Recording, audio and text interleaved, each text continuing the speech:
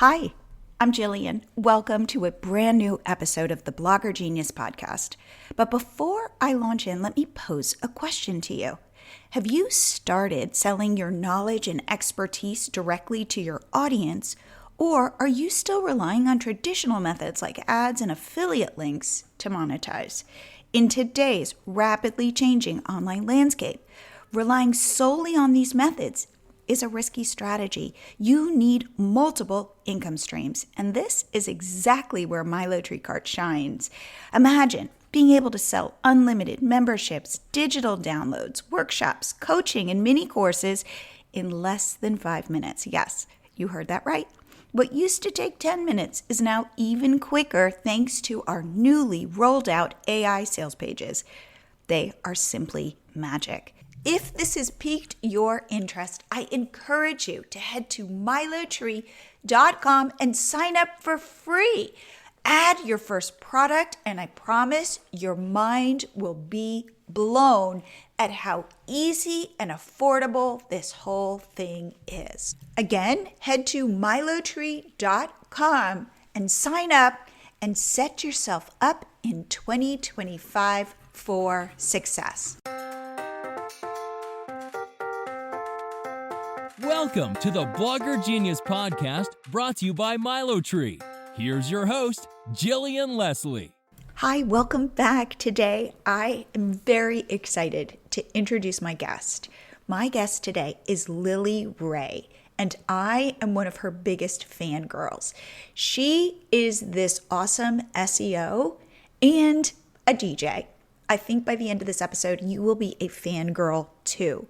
What we talk about is, of course, the recent Google algorithm updates that have left many of you feeling the sting. We're unpacking what Google is really looking for today and why perfectly good sites might be suffering collateral damage. More importantly, Lily shares her expert strategies on how to bounce back from these hits. So we're going to talk about how to think about expanding your digital footprint, venturing into things like YouTube, creating more personalized content that resonates with your audience and that Google will reward you for. So if you've noticed a dip in your traffic lately, or if you're just keen to stay ahead of the curve in the SEO world, this is an episode you won't want to miss. So without further delay, here is my interview with Lily Ray. Lily, welcome to the Blogger Genius podcast. Thank you. Thanks for having me. You are one of these rare, I'm going to call you a unicorn. You are a female SEO. I've known about you for a while. I have followed you on Twitter and I have been wanting to get you on the show. I stumbled upon a YouTube video that you did, especially since all of these March updates. And I was like, okay, Jillian, reach out to her. And I did. And you said yes. So thank you so much for being here, first of all. And then my first question to you is, how did you get into this? Like, what is your background and what is it about SEO that lights you up? Yeah, so I've actually been doing SEO as pretty much my only career for my whole adult life. I started doing SEO when I was in college, finishing up NYU, and I've been doing it ever since. I've been in the agency world now for, I guess, 12 years, SEO agency world. And have worked on, I don't even know anymore, hundreds of clients, maybe like 300 to 500 clients over 14 years. Very focused on news and publisher clients lately. I grew up doing a lot of e-commerce SEO. And right now, I guess I've made a name for myself as a person very focused on Google's algorithm updates. There's a few of us very focused on this type of work. And because Google's algorithm updates, it's not new that they're big and brutal and scary and terrible for publishers. That's been the case for a long time, but they're affecting more and more people, I think. So I have a lot of ideas and experience and insights around that because I've worked on a lot of different Google updates over the years and helped companies recover from them. Now, what is it about SEO that, as I said, lights you up? Because it tends to be, I find guys who want to bro it out, like who want to do lots of tests and who want to get into the numbers and who want to, I don't know, try to figure kind of what you were saying, figure out what Google's Yes. doing, like almost like reverse engineer it. What hmm about hmm this excites you? Yeah, actually, everything you just described is probably my favorite aspect of it. My role at my agency, I'm VP of SEO strategy and research. So that actually involves it's not all client work. A lot of what I'm doing is exactly what you just described, trying to reverse engineer what Google's up to, but then also using a lot of data-driven insights to inform client strategies and approaches. And all of that comes from analyzing data. So the types of articles that I write and a lot of the insights that I share are data driven in the sense that I like to look at how different websites are performing over time in terms of traffic and visibility and everything like this, and seeing if there's any patterns that we can identify. Very hard to reverse engineer Google's algorithms, as you can imagine, because they have trillions and trillions of pages and sites that they look at, and we can't look at the same level of data that they can. But it's pretty interesting when you do look at maybe a few thousand sites at a time, you can start to see some really interesting trends. So I like that. I like reporting on what I'm seeing with algorithm updates, and then I like to use very much data-driven approaches with the clients that we work on. Okay. Given that you have this insight into Google, what is Google thinking right now? If we were to anthropomorphize Google, what has been going on? These updates started at the end of 20 kind of October-y 2023, and I feel like all I read is people or talk to people getting hit, and especially the recent updates in March. I get it. AI is coming, or it's here in Gemini. Like where, if you were to say, here is where Google sits and how they're seeing the world, how would you describe it? Yeah, so big disclaimer, I don't work for them.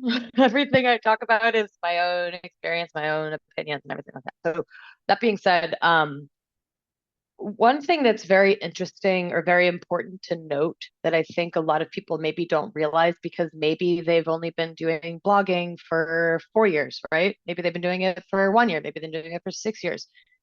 This cycle of algorithm updates is not new for Google and for SEOs. We talk about this a lot in the SEO industry, but almost every professional SEO that you talk to has been affected by some major Google algorithm update. So for me, I started my career with the Penguin update, which was so brutal at the time that it made the New York Times. The New York Times wrote about it because there were certain very, very, very big name publishers or companies rather that got hit by the Penguin update. So these things make the news. This is not new that Google has big algorithm updates. What's new about this one, I think the ones you're referring to, like the helpful content update, is that sometimes Google seems to go after certain groups of sites, certain types of sites, or they won't even tell you we're targeting types of sites. That's not the language they use. They'll just change their systems in a certain way where certain sites seem to be impacted. So to answer your question, what are they doing? I think first of all, there's a lot of moving pieces happening at the same time. So a lot of things can be true at the same time.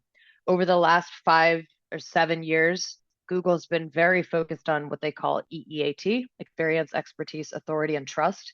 This really ramped up actually during the pandemic for obvious reasons. If you type anything related to medical treatments, anything related to COVID, even at the time, if you typed masks, before the pandemic, you would see Halloween stores. During the pandemic, you would obviously see the CDC and Mayo Clinic and things like this. So those initiatives are happening at Google, elevating truth and reducing misinformation in the search results. Now we're getting a new phenomenon, which seems to be that Google's very much elevating user-generated content. So this is the Reddits, Quoras, TripAdvisor, that type of thing, and social media content. That seems to be a big initiative that they're doing as well. Now, the algorithm updates are also happening concurrently. That's where you start to see some sites that are losing visibility in really big ways. And another thing to keep in mind is like, there's only so many positions that you can compete for. So if you're a travel blog, you're competing against TripAdvisor. You're competing against Booking.com. You're competing against Google's own travel properties. So even if you might actually get pushed to position 20 or 30 or 40, which to you feels terrible, But if you think about the grand scheme of how many people are actually competing against you, it could be a trillion different pages that are competing for that keyword. So being 30 is actually very good. But Google has to make the decision about who gets to be number one. There's all these different moving pieces at Google. And I think what we're seeing is they're elevating user generated content because it feels more human. It feels less AI driven. So it's a way for Google to differentiate their results because they have so much access to firsthand experience. And I do think that there's certain patterns of behaviors that people have used on their sites for a while that Google is reducing the visibility of those types of sites because it's not what Google wants its users to be seeing as much of. What are these patterns? So with the helpful content update in particular, it's really it's especially hard for me to try to convey some of the things I'm trying to get across because number one, I understand how upset everybody is. Like I'm, talking to communities of people that have lost their livelihoods. Like I get it. Like I'm never ever trying to be unsympathetic because that sucks, And what sucks even more is that a lot of these people had no idea that the things they were doing were in a gray area of what Google recommends to do or not do. So I do feel like a lot of people were completely blindsided, and that really sucks.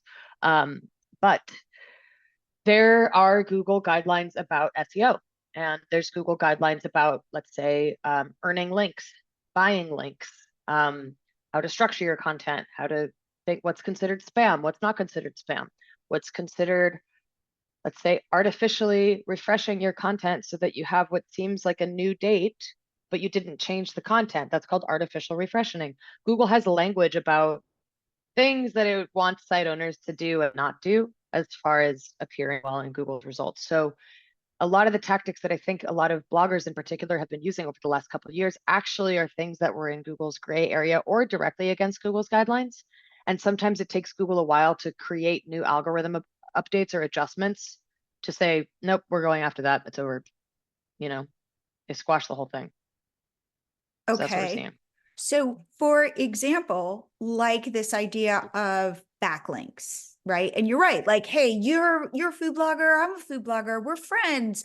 How about if I link to your site here and you link to my site here with these keywords? Like, is that Yeah, copacetic? Is that not copacetic? it's completely against their guidelines. It's been against their guidelines the whole time. It's called reciprocal linking. It's like a version of link building from a while back. Now, listen, here's the thing that's tricky about all this. People love to debate me on this. There's a lot of things that are against Google's guidelines that work really well.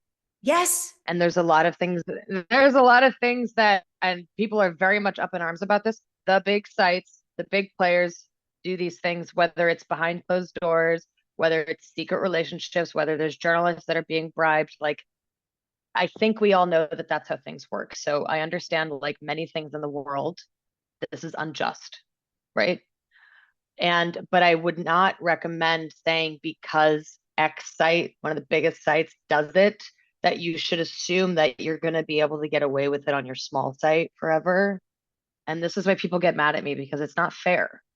But like Amazon, for example, it has every one of its like internal searches that you might do if you type something super, super long tail into Amazon. Oh, I want to buy a green toothbrush with this and this and this. They have their site set up in such a way, or at least last time I checked, where all of these pages are being indexed. And Google has more in their guidelines. They don't recommend doing this.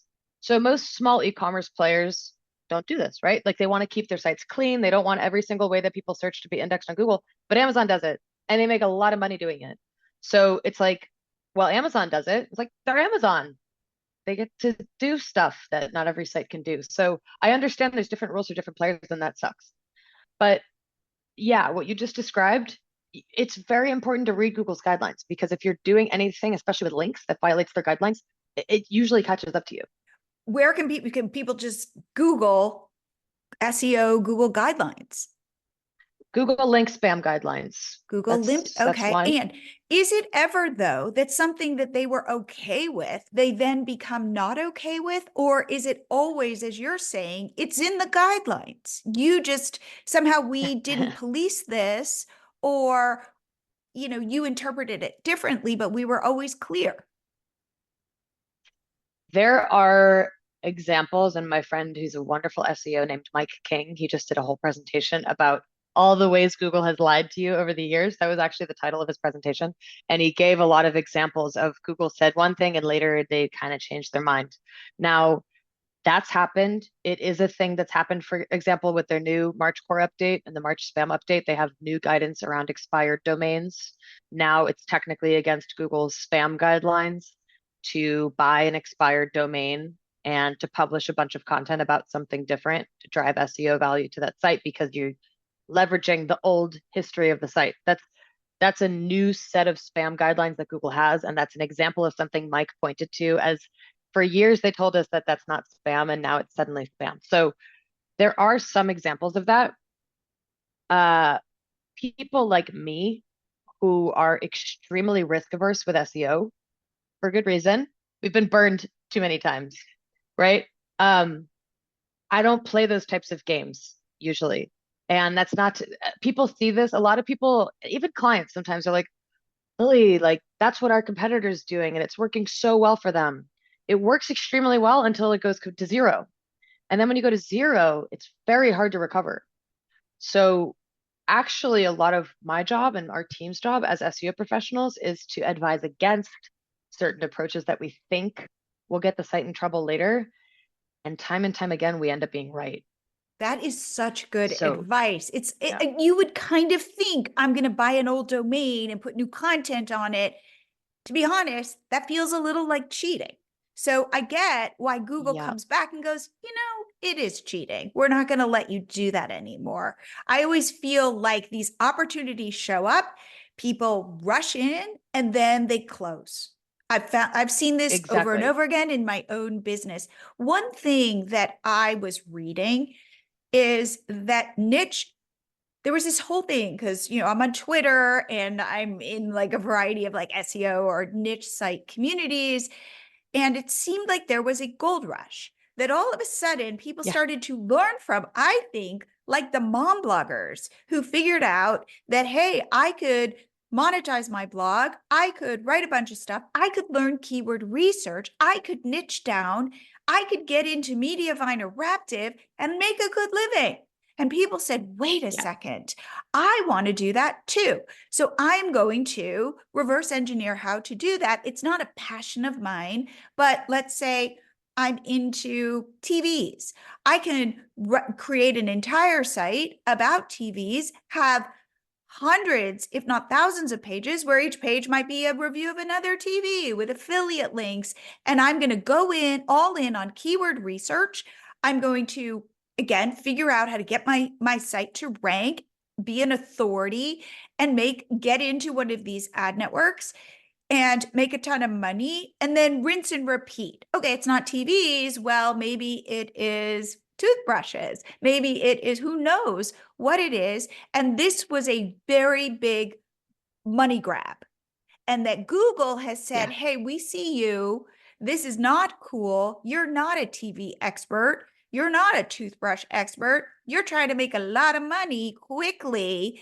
And by us taking your site down, we also took other sites down that we didn't necessarily mean to penalize, but it's hard for Google with an algorithm change to be able to cherry pick which sites were authentic, where somebody had passion, where somebody was building up their domain, that kind of thing. What is your thought about that? I first of all think everything you just said is the most accurate depiction I've heard of the whole situation that I'm even sometimes afraid to say because people get really angry at me. But everything you just said is 100% accurate in my opinion. And it's a bit interesting to be an SEO professional, and I work at an agency, so I work with a lot of big enterprise clients. I work with a lot of mid-sized companies, a lot of small businesses. I work with all kinds of different sites and companies. And to me, I've been doing SEO 14 years. I know there's always been the niche blog community of people doing SEO, that kind of thing. It feels actually to me like, because this is my life. There's this big wave of people that suddenly entered into the industry, like Twitter and everything, over the last 2 or 3 years, and they're new. like to me, we already had existing SEO players. We all go to conferences with each other. We've been doing this for a long time. I feel like I'm still new in the industry because a lot of the people that I look up to they've been doing this for 25 years, you know? So those are like the giants of SEO. But suddenly there's this new community the last 2, 3 years of like people that are very, very loud, these niche bloggers that are like coming out of nowhere with like, here's all the ways to do, and they're very loud about their techniques. They go onto YouTube and they're like, here's you use ChatGPT to mass auto generate thousands and thousands of blogs instead of just doing 10 at a time because you're writing it by hand, right? And now it's exponential because people are watching that and now they're doing it. And now, of course, if you're Google, they're like, shut it down. Like, shut it down. Our users don't like this. I know people don't believe this. And to your point, there are a lot of innocent bloggers actually who did produce really great content that got roped into the whole thing. That absolutely happened. But Google obviously had to quash a problem. That was something that was a problem for them for whatever reason. We don't know why, but Google's a business. This represented a problem for them and they took care of it. And I'm sorry, I don't mean to be insensitive, but there's now it's really tricky for the people that have unfortunately been caught in the crossfire to say, well, what can I do as a business or as a content producer to not be part of this problem Google has, right? I'm not saying it's a problem, I'm saying maybe Google determines it is one. But this is where things get tricky because now it's like, how do I build a brand that does more than just niche blogging? So let's talk about so let's say I am that person. I was talking to a guy who loves Trader Joe's and he started a blog 10 years ago where he would just review the coolest Trader Joe's products. That's it. Yes. No, I don't even think like you can't do affiliate links to Trader Joe's products. He's just actually providing a service. He loves Trader Joe's every week. He goes and buys the new stuff. He reviews it, the end. He grew his traffic. And all of a sudden overnight in March, he lost 80% of it. And he's like, he has a day job as well. He's like, I think I'm going to get out of this. Is there a way for somebody like that to recover, to get their traffic back? Yeah. I know Google, they say, don't do anything for a month, let things settle. Google a lot of times comes back and tries to fine tune its algorithm updates. But you're that guy. Or I've talked to other food bloggers, again, traffic down 50, 60, 70%. What do you do? How do you get out of bed the next day? Yeah. So there are, believe it or not, people don't believe this because there's this new narrative brewing that every niche blogger on the internet has been impacted. Google's evil and they don't want bloggers to exist. There's these new narratives that are being created, and I understand why people feel that way. I've been pretty obsessed, especially in the last few weeks, with sites that are niche bloggers. They are independent publishers that are doing okay. Now, number one, being hit by the September helpful content update feels a bit like a curse right now because we're not seeing any examples of sites that have recovered yet. That's not unprecedented for Google updates. If the big updates in 2010, 2012, the Panda and Penguin updates were we got brutal, hit by the ones I Panda, mentioned by before. the way. We got hit by Panda. Yeah. Did you recover? We did. Did you recover your site? We did. How long did it take? Years. 2 years. Yes. So everyone's up in arms because it's been 6 months, it's been 7 months, nothing's happened. As you literally just said, it might take longer than that. I'm sorry. Or it might take bigger moves than what people have been doing to change their sites. So how do you get out of bed in the morning? Okay, there are sites that are still okay. There are sites that are succeeding. I'm working on some of them right now. It sucks if you've been grouped into a group of sites that have been hit and you actually are doing great content. Believe it or not, I am talking with Google all the time, sharing examples of like, that was unfair. It shouldn't have gone that far. And they're looking into this. So I think that's another important note is like, sometimes to your point, they tweak it, they get it wrong, they change things, whatever. But you have to break free from the patterns that got you grouped into that group of sites in the first place. So if you're a Trader Joe's enthusiast, can you start a YouTube channel? Believe me, I didn't even want to start a YouTube channel, but I knew that there's a there's an audience there and that I might get my point across better on YouTube. So I know somebody that reviews diamonds. He goes to the place and takes a video of himself reviewing diamonds, and the videos do great. And now you can embed those on the site. That shows that you're doing the work, and you start to build an audience somewhere. And maybe that's leading to more links, it's leading to more social signals.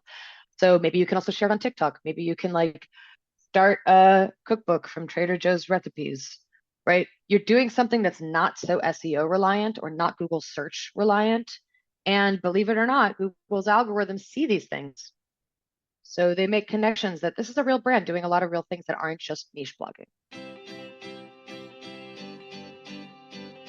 I want to interrupt for just a second to say that I have just updated our blog post checklist. This is designed to ensure that your blog posts are thorough, engaging, personalized, and ready to make a great impression.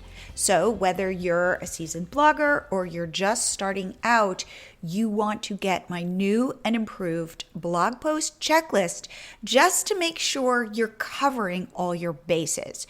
To download this freebie, go to milotree.com/blog post checklist. That's milotree.com/blog post checklist, all one word. We're going back to the basics so that you can build the blog and the business you've always dreamed of. And now back to the show. So what I hear you, I wouldn't have thought of it this way. I would have thought, well, maybe get rid of some links that seem kind of not great or high quality, but that's hard because if somebody's linking to like that seems difficult. Maybe on your site, You've got some bad links or bad structure or site speed, or that's where I would go. But what you're saying is think much more about serving your audience, which is what I always think it's so hypocritical.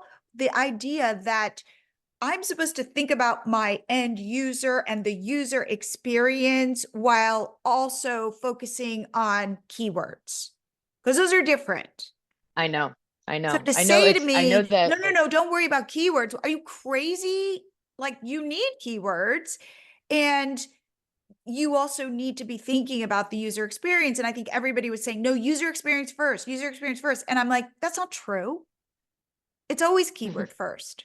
What is your thought about that? Yeah, well, it is until it isn't. It is until everybody is using the exact same keyword research tools to create. I mean, I can't even tell you. I've looked at so many sites hit by the helpful content update that even me, I'm like, another site that's writing 70 best quotes about Father's Day in 2024. I've already read this 18 times, right? And I get it. There's a lot of search traffic, but that's the point. You're just sourcing quotes that everybody else has already sourced, and Google doesn't have enough room to serve all the sites, right? So you have to really double down on adding original value and not just through blogging, because unfortunately blogging has been contaminated by AI. And that's the next That's what thing I want happened to in the talk last about year. with you. Yes. Yes. So could we talk about AI? Yeah. What do you mean by Yeah. that? And my second part of this question is, how is Google thinking about this, and how will this impact these small publishers and bloggers?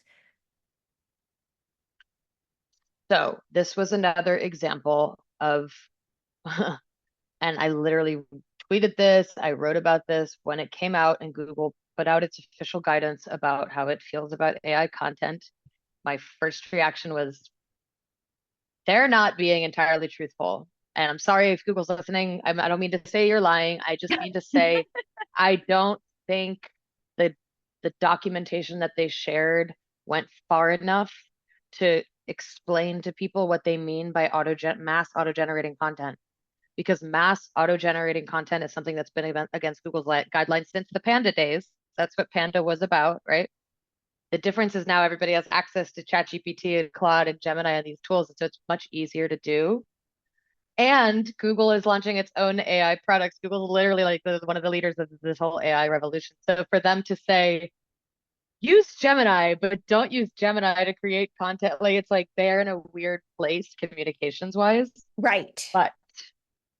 But using ChatGPT to automate content creation and press a button and scale it to 1,000 posts, and yeah, maybe you tweaked 3 things. I'm sorry, that goes against Google's guidelines. Read the guidelines. That goes against their guidelines.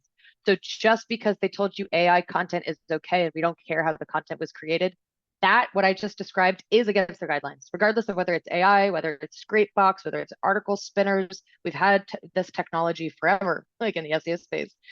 So I don't know that Google was clear enough that it should have been a warning that like that actually is against the guidelines. But people like me and my team were like, this is not going to work forever. It's not. It's So just not. here's my question, because initially it was like, don't use it at all, and everybody was kind of secret. I realized everybody was secretly using it, like Jasper for bloggers.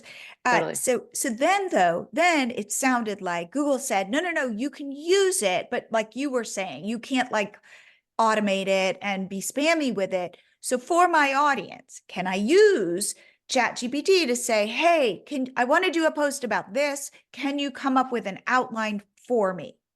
Can you, or here's my post. Can you tell me what I've missed? Or can you give me a list of keywords that would help this rank? Like at what point, I have a daughter, she's 17, and the whole AI thing is messed up because what is okay and what's not okay? Like her school is like, no ChatGPT. And I'm like, okay, Yeah. first of all, everybody I think is using it, but is it okay to go to ChatGPT and go, hey, I'm coming up with help me do the research, help me do the brainstorming, help me write the paper. Like it's got it's not like, it's not binary.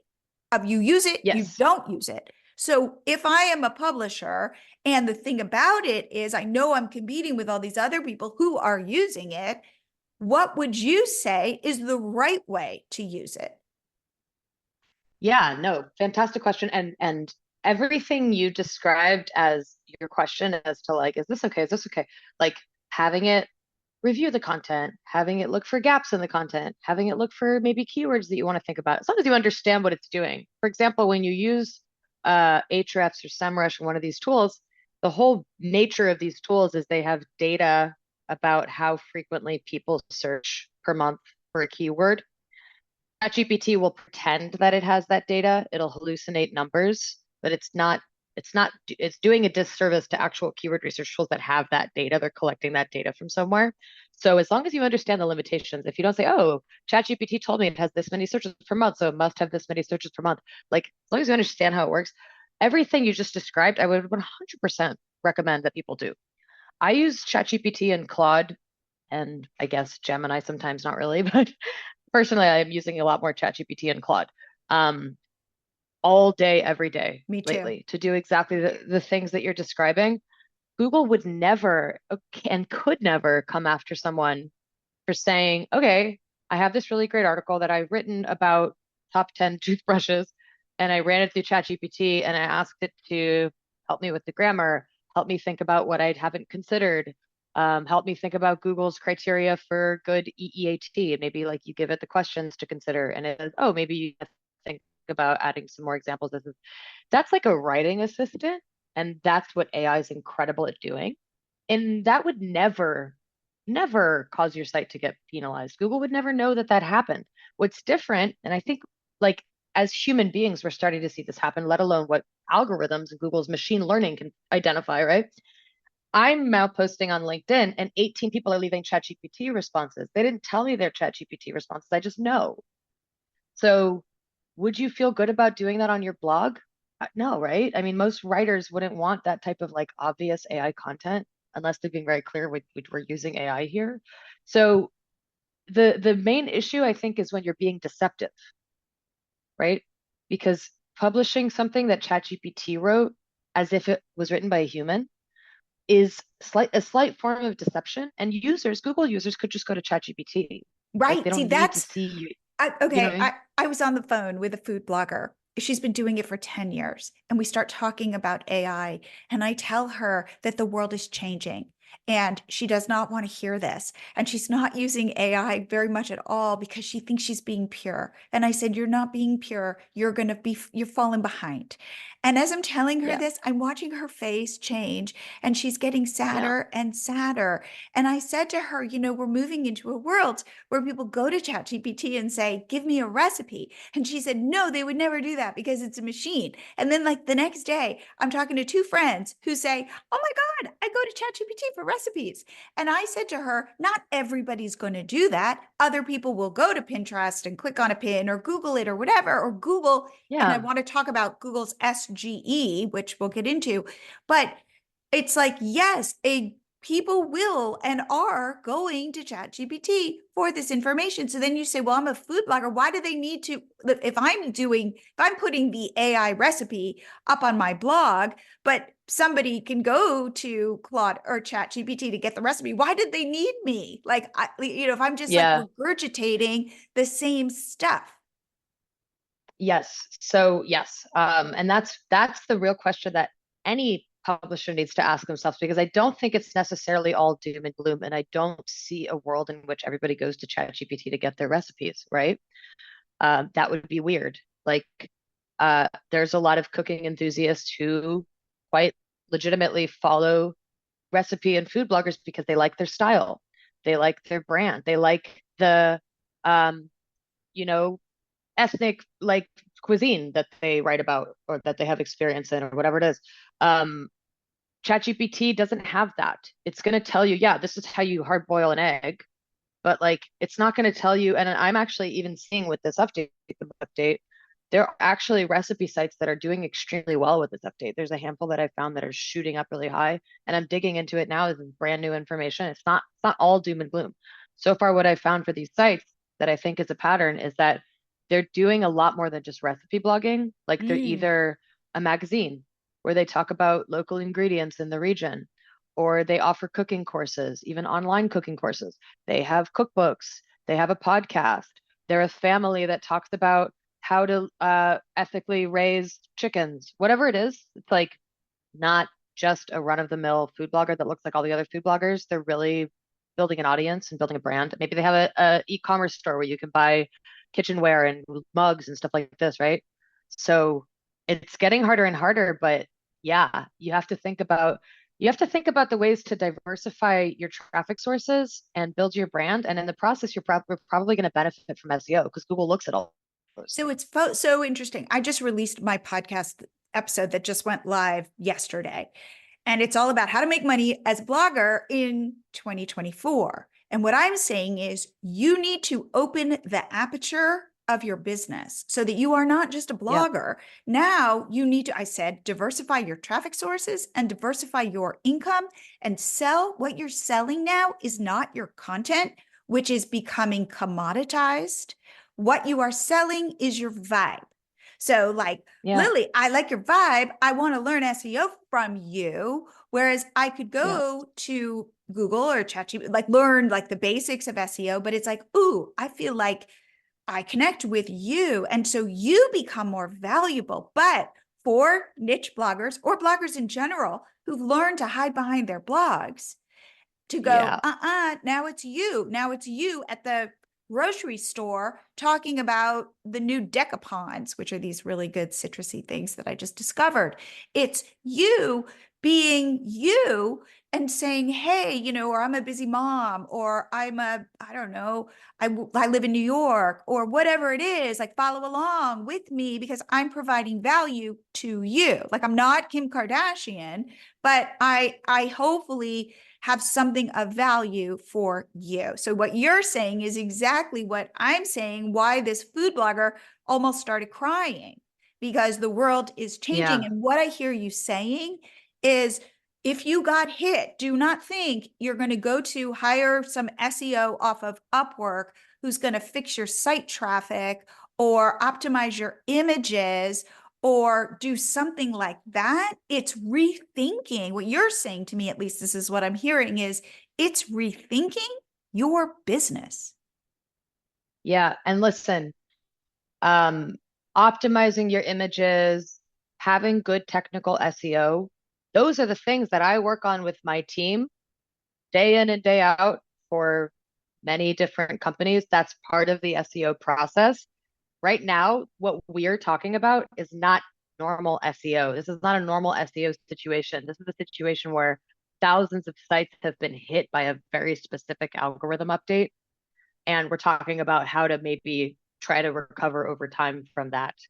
Like, if you are a big brand, if you're, let's say, I don't want to say any names, any big clothing e-commerce company or whatever store you might see at the mall, they're not getting hit by the helpful content update. Okay. So for them, we need to focus on image optimization. We need to focus on Google's crawl budget and things like this because they need to compete with all their other competitors. And every little adjustment and optimization helps, right?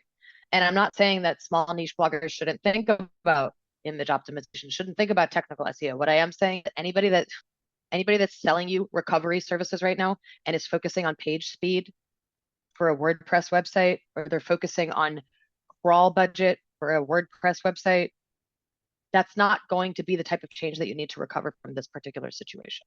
That is so helpful. That is so helpful. Okay, two things I want to talk about, and then we can wrap up. One is SGE and what that means, what Google's thinking, what the future entails. Like, are people not going to be going to your website?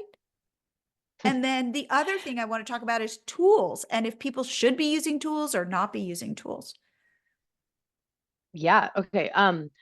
SGE is a funny one. And it's search generative what is it? Experience? Search generative experience. Terrible name. Yeah. Terrible name. I'm so I still have friends to this day that call it GSE. And I'm like, guys, it's SGE. It's like you can't even remember the 3-letter acronym. It's so bad. I'm sorry, Google. It's a terrible name. Anyway, Google started hinting at this product, let's say February or March of last year, which was 3 months after ChatGPT came out. And suddenly they're like, we're going to build this cool thing that does this like ChatGPT-esque answer at the top of the search results. And if you were paying attention back then, or whoever's paying attention, I was very much paying attention. The way that it linked to publishers was so like small, minimal. Mm-hmm. Yeah, it was like 3 different thumbnail links. And I was up in arms. The minute that this came out at Google I/O in May of last year was when they really kind of publicly announced this is a thing. We're going to be doing it. There's going to be this beta version that you can test in Google Labs. Myself and some others are making a very big stink about the lack of links in SGE, especially compared to Bing's Copilot, what used to be called Bing Chat, now called Copilot.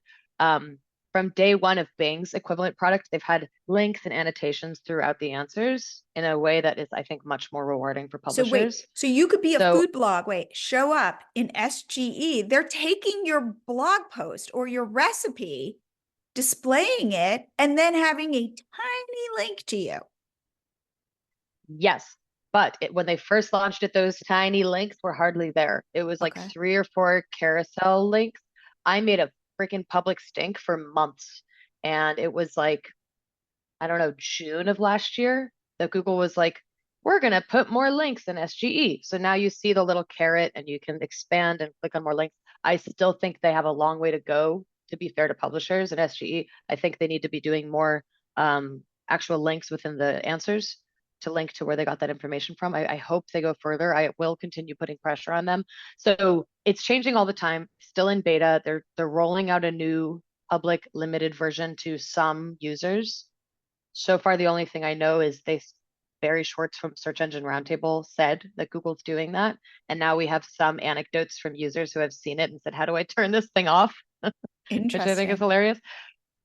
But I don't talk about SGE as much anymore because we don't know what's going to happen. And there's a lot of different opinions about what's going to happen. And just yesterday, there's this new update from Google that said, Google is thinking about new ways to monetize its AI products, or almost like maybe a subscriber model or a paid feature, where it didn't say SGE specifically, but it didn't not say SGE.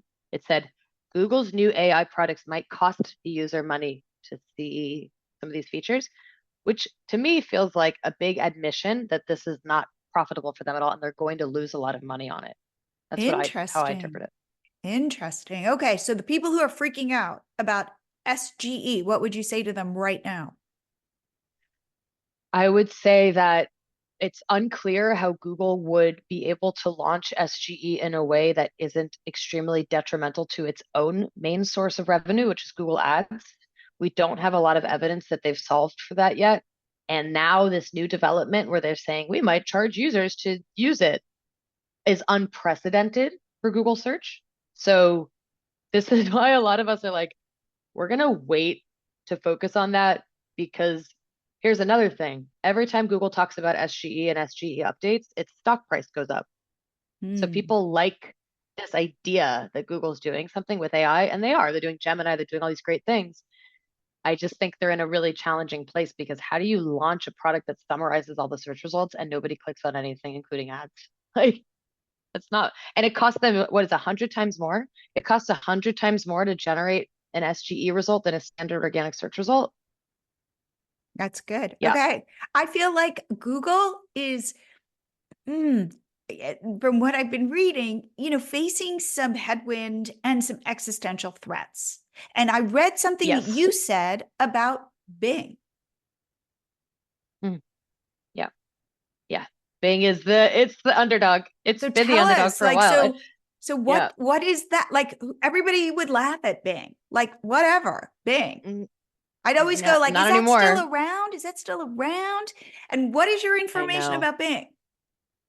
Oh my goodness. It's so funny because I actually speak at conferences with Bing a lot. Like my first ever SEO conference presentation, I was on a panel with Bing. Like they're always there. Like they're always much more like present and wanting to share at conferences and wanting to engage. They even said one time at an SEO conference, like they did the keynote and they were like, we need all of you guys. Like we need the SEO community to interact with us and help us. And it's really helpful. We like being here. We like answering questions. They're very transparent. They're a lot more transparent than Google is.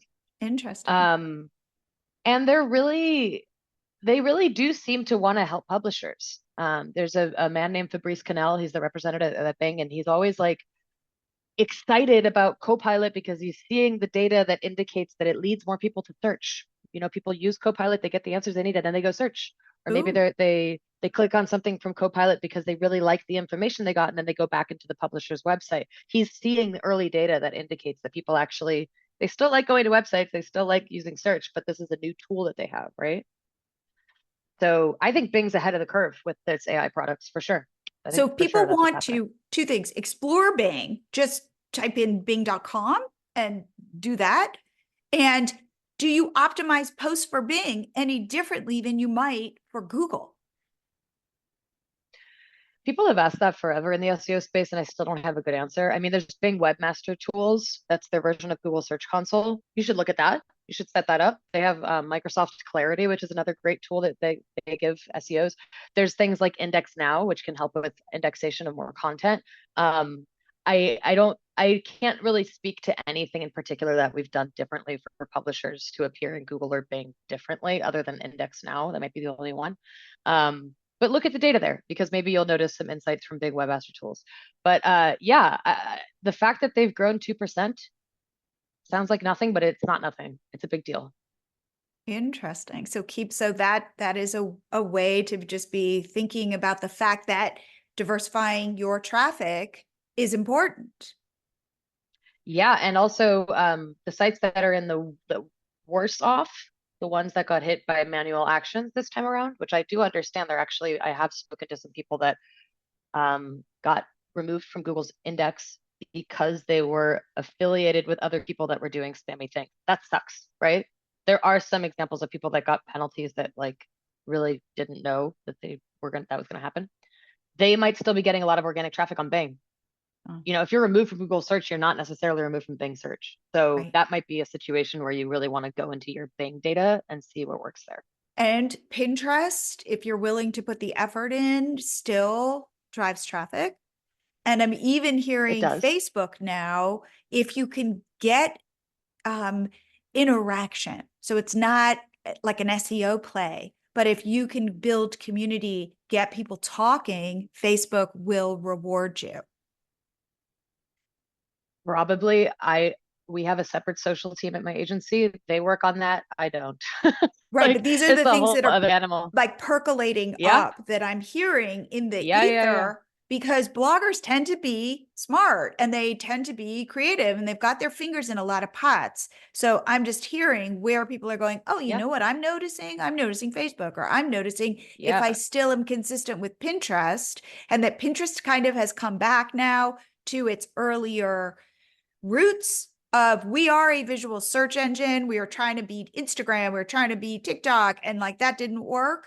And now they're like, Yeah. okay, let's lean back into search. Yeah. And what's funny about these conversations, first of all, yes, do all these things. You know, if you can like build an audience and build traffic from all these different sources, again, it's going to pay for itself in SEO performance later.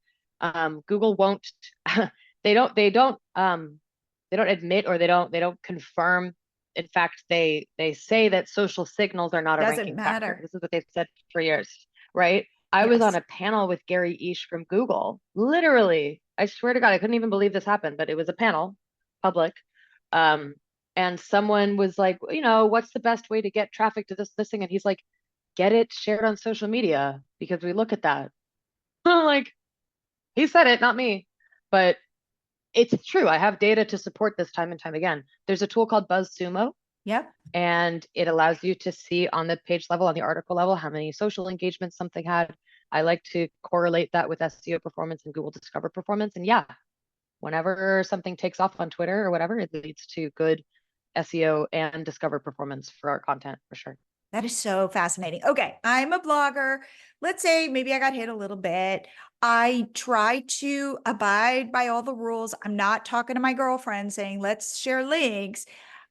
Should I be using these SEO tools? So key search, rank IQ, whatever will get, Uber suggest, Ahrefs, SEMrush. What is your thought about these tools? Well, different tools do different things. I use probably 40 different SEO tools 40. daily. Yeah. Okay. Again, I oversee a 35-person team with hundreds of clients. So we have a budget for a lot of tools. So tools are not inherently good or bad. The tools that I think get into dangerous territory are the AI generated, the ones that either enhance the content with AI, or the ones that they scrape the top search result and then they tell you, you didn't talk about this, because the other big publisher talked about this. That actually used to be really effective a few years ago. I think the problem now is like this notion of just copying what's already performing. It's not the right way to think about things. So if you take information and you say, oh, yeah, we didn't talk about this in this section, but then you can add that information in a way that's truly helpful and unique, I think that's fine. But what I would advise against is letting the tools do the work for you, right? You need to use them in a smart way. So it's not being prescriptive because you get this list of keywords and you're trying and it could be something like the keyword. I mean, you can see this in certain tools. It's something like saying +1. And you're like, how do I add the words +1? Because somehow in my post about toothbrushes, they're telling me to add like, these words that make no sense, but somehow I need to figure out +1 into my post in order to get it to give me like an A rating. That's the stuff that frustrates me so much about SEO tools, because what if it's seeing +1 because the 10 pages that are ranking say follow us on YouTube +1, and now the tool is not smart enough to know that that's not a thing that you need in your content. But now you have bloggers that are blindly listening and, oh, I need to add +1. And it's like, that's what Google has issue with. You need to think critically about like, okay, if it told you should be talking about fluoride toothpaste, you're like, oh, yeah, that makes sense. I can do that in a way that makes sense for the user. That's a great observation. But if it's telling you something dumb and then you're like, try to like work around a really dumb recommendation, that's how we end up with silly SEO focused articles. So right? if though, let's say it is the toothbrush blog post and you and I are using the same tool and it's giving me the same keywords as you, because it's not saying, only 50 people get to do this, and then we're shutting it down, Yeah, right? So you have those keywords, exactly. I have those keywords, 4,000 other people have the same keywords, and we're all putting them into our posts. You're saying that's where we get in trouble, especially if I'm not adding photos. Maybe then I go, you know what this should be about? Brushing my dog's teeth. So Yes, I've got and like a there's different angle rather than all these 4,000 other people using the exact same keywords. And let's say we're smart enough to know, don't worry about adding +1 as your yeah. text, but we're talking, it's telling us to talk about fluoride and soft bristles and electric toothbrushes and tartar and whatever. That by all of us doing that and being smart about it, you're saying that's where we get into trouble. And that if you could put that spin on it of going, no, this is for dogs. And all Yeah. of a sudden it Well, changes it. I think what I would recommend doing, first of all, and I even spoke at one point to a bunch of recipe bloggers about this. If you're going to write 10 best whatever for my kitchen, 10 best slow cookers or whatever, don't write that unless you truly have very strong opinions about all 10 that you want to share, right? Instead, you should write, these are the 6 essential tools that I use every day that I make dinner, right? Because you actually literally like have opinions about that, right? I'm a DJ. Like I can tell you all my experience as a DJ. That's going to come from me knowing stuff. So start with that.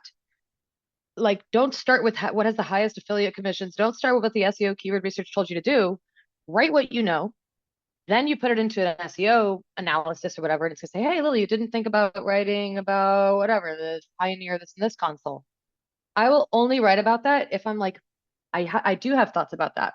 I'm gonna add a section about that, but I will not do that to get to a green light because I'm using all the same words as everybody else. You have to write what you know and what you have opinions about.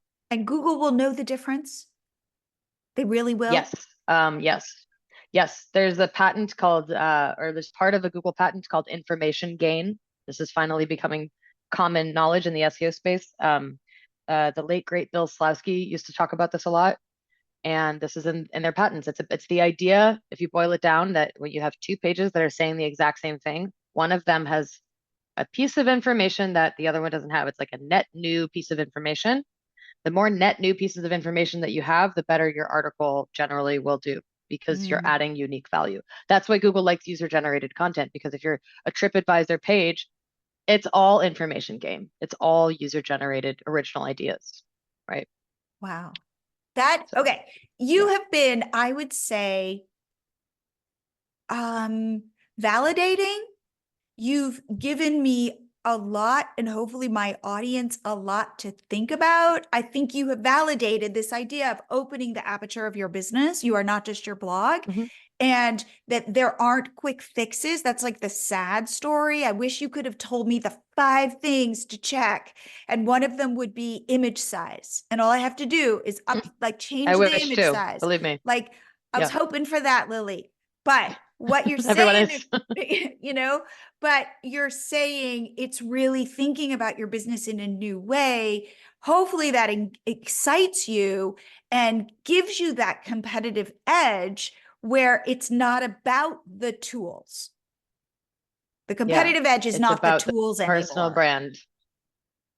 It's about the brand, not even personal brand. It's about the brand. Who is the brand? What does the brand do? Can we stand behind it? And how are we going to? It's not about showing Google. It's about how are we going to build a legitimate audience? Because that legitimate audience will feed into your SEO performance over time.